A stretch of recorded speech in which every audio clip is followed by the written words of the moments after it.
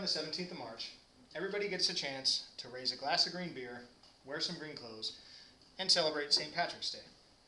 But why? Who was St. Patrick? Why is his death celebrated? And was the day always about drinking and parades? Tradition of St. Patrick's Day started a long time ago, and it's a bit different than what we know today. St. Patrick's Day gives everybody a great opportunity to have a great time and celebrate, but most people don't know how it actually started. As a dedicated St. Patrick's Day reveler, I decided to do a little bit of research to learn more about it.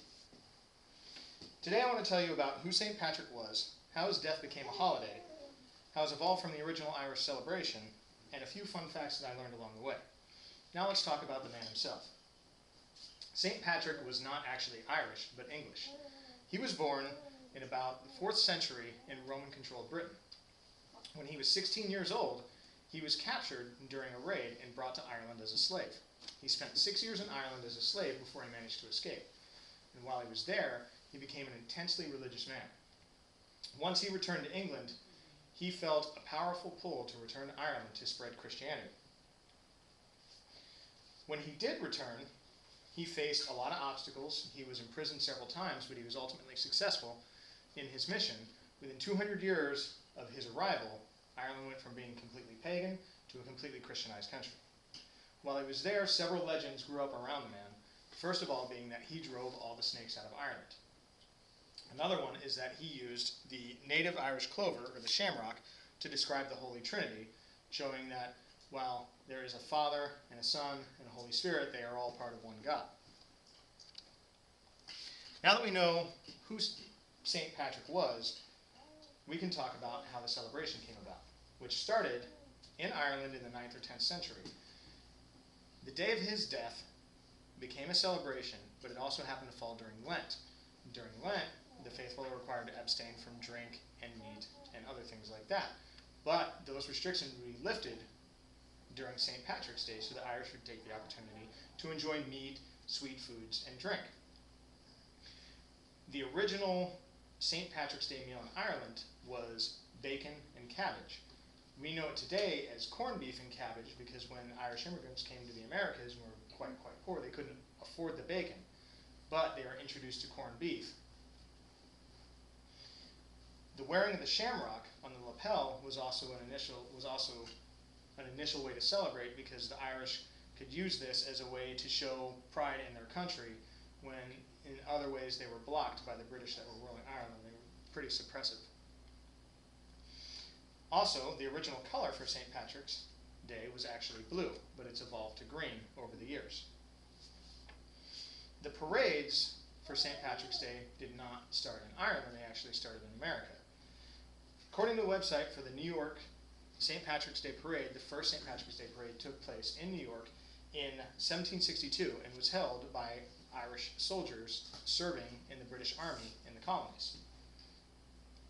This tradition of Irish military units holding this parade annually continued on until the end of the War of 1812, and then it was taken over by civilian Irish social fraternities. Every year, New York City still has this traditional parade, which doesn't involve any floats or balloons, but just marchers. There'll be between 150 to 200,000 marchers that march down Fifth Avenue past approximately 2 million spectators.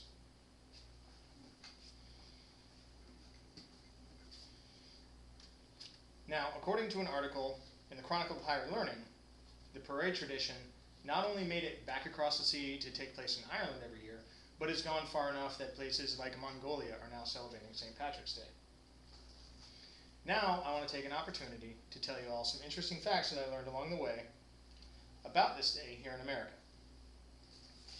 In the United States, 39% of our population, or 122 million people, celebrate St. Patrick's Day, with approximately the same percentage making a special St. Patrick's Day dinner or going to a St. Patrick's Day party. 34.7 million people in the United States claim Irish heritage, which is interesting because that's about 7 times more than the total population of Ireland. 83% of people wear green on St. Patrick's Day. And the strangest thing that I could find was that every year the city of Chicago dyes the Chicago River green for a few hours every St. Patrick's Day. So to conclude, that's the story of St. Patrick's Day. Today we spoke about the man himself and his humble beginnings on through his legacy and his legend. We talked about how the celebration started and how it came to the United States before there was a United States, and how it evolved into what we know today. In closing, from the numbers, we know that a lot of people enjoy St. Patrick's Day. The number of people celebrating St. Patrick's Day is about 4 times the amount of people in the United States that can even claim Irish heritage. So it's a popular holiday. Now that we know a little bit more about it, it's possible that we can enjoy it just a wee bit more. Thank you.